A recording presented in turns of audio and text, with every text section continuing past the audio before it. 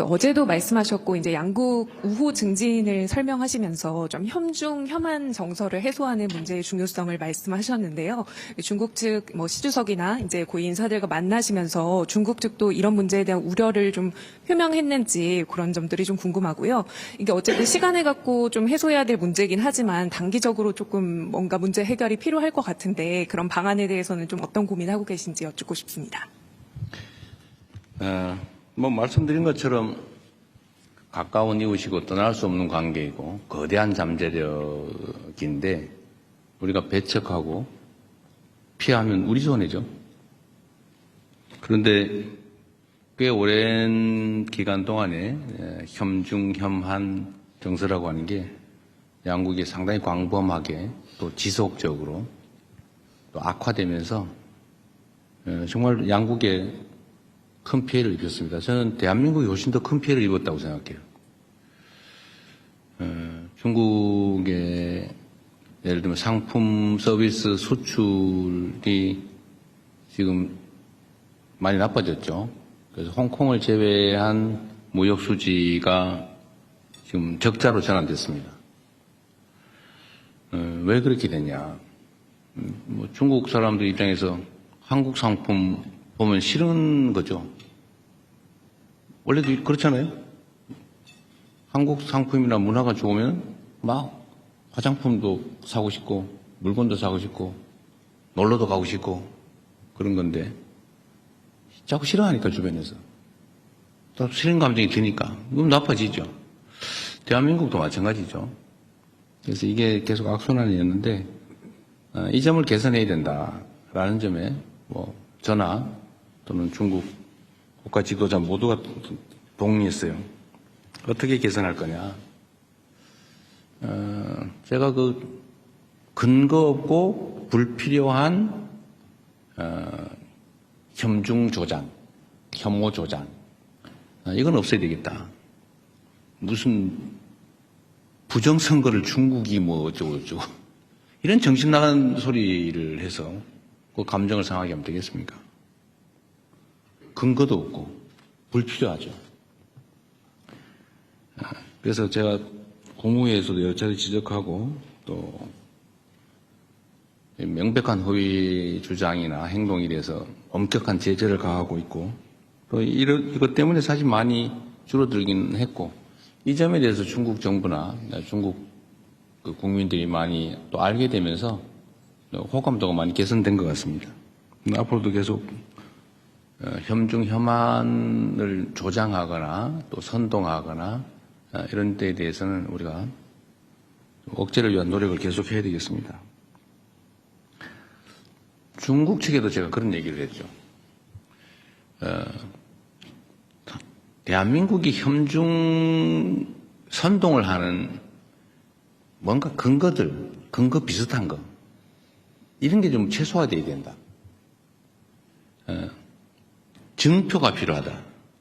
그게 소위 문화 콘텐츠 진출 제한 같은 거다. 제가 이런 지적을 했죠. 그래서 그게 내가 보기도 사실인데 한국 영어 잘 안 틀고 한국 공연 잘 못하게 하고 실제 현장에는 그러니까 국가 정책은 아니라고 하지만 그게 개선되지 않고 있으면 그게 공격의 빌미가 된다.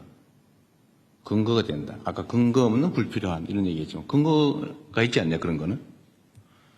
그런 걸 그래서 신속하게 좀 해소되는 걸 보여줘야 된다. 그리고 한중 관계가 서로 협력적이고 우호적이라는 걸 보여줄 필요가 있다. 그래서 제가 이것도 지방 균형 발전 차원에서 우리나라 사람들이 팬더 좋아하는데 저 광주에 우치동물원이라고 국가 제2동물원이 있대요. 국가동물원이 있는데 거기 제2동물원이 있답니다. 그래서 저 지방에 국가동물원이니까 광주 우치동물원에 팬더나 한 쌍 보내주면 어떻겠냐. 그럼 실무 협의를 한번 해보기로 해서 지금 아마 하고 있을 겁니다.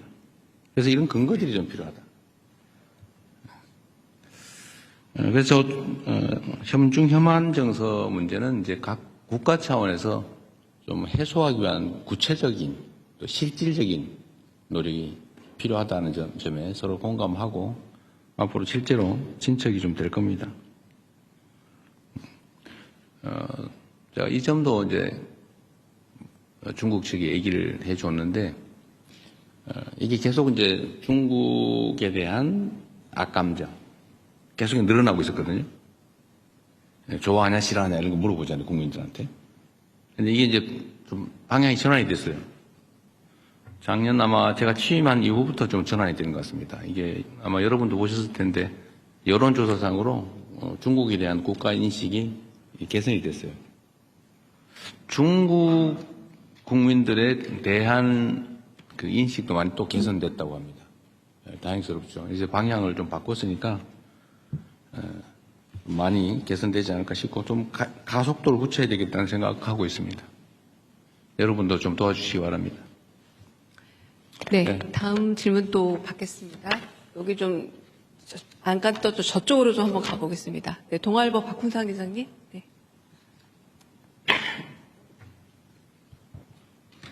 예, 동아일보 박훈상입니다. 그 한중 양국 정상이 매년 만남을 이어가자는 공감대를 형성했다고 하는데 어떻게 공감대를 만드셨는지 그리고 매년 회담을 어떤 방식으로 진행하실지 궁금합니다. 그리고 상무장관 회의 정례와 군 소통도 복원하기로 했는데 사드 이후 끊어진 한중 소통 채널 복원이 어느 정도 됐다고 보시는지 그리고 더 강화해야 할 한중 협력 채널은 어떤 분야라고 보시는지 궁금합니다. 일단 정상간 1년에 한 번 정도는 보면 좋겠다고 얘기했더니 뭐 좋은 생각이라고 하셨고 다만 이런 얘기를 하시더군요. 꼭 한 번 오고 한 번 가고 꼭 그렇게 해야 되냐. 그래서 뭐 저는 괜찮다고. 그래서 아마 그런 생각을 한 게 아닌가 싶어요. 올해 에이펙 때문에 제가 중국을 가면 또 만나게 될 가능성이 많죠. 따로 양자회담을 하게 될 가능성이 많은데 그러면 형식적으로 따지면 이제 시 주석이 이제 와야 되는 거죠. 근데 아마도 좀 쉽지 않을 수 있어요. 그 일정이라고 하는 게. 그럼 우리는 또 그런 거 따지잖아요. 한 번 왔으면 한 번 가고 막 그래야지. 그래서 그런 거 신경 안 쓰고 제가 가겠다고. 그래서 자주 오라고 하시거든요. 자주 연락하고 자주 방문하면 좋겠다. 좀 그 얘기는 어렵게 아주 표현을 했습니다. 좀 말하기 좀 어려웠던 것 같아요. 좀 꼭 뭐 왔다 갔다 그렇게 해야 되는 거 아니지 않냐 그런 얘기해서 제가 편할 때 우리가 가는 방향으로 해도 된다 이렇게 얘기했습니다. 가급적이면 1년에 한 번 이상은 한번 직접 만날 생각입니다. 고위급 대화도 계속 이제 확대해야죠. 다른 분야는 뭐 외교 분야든 통상 분야, 산업 분야 또는 학술 분야, 뭐 지방 정부 차원 뭐 이런 거 있는데 정당 간 대화도 좀 실질화하자는 얘기를 했고 또 필요하면 군사 분야 이 분야도 좀 대화 격을 좀 높일 필요가 있겠다. 그리고 저는 이제 그 얘기도 했죠. 대화도 대화인데 실질적인 협력을 좀 하자. 특히 이제 수색 구조 합동 훈련 같은 건 좀 필요하거든요. 서해상에서.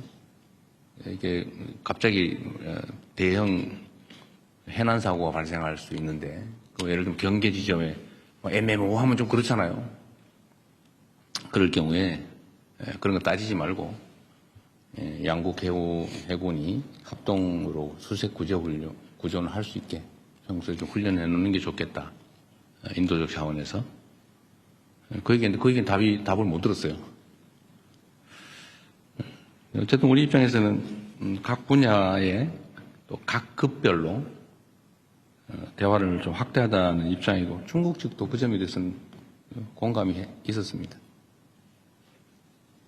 최대한 많이 소통할 필요가 있겠다 생각합니다.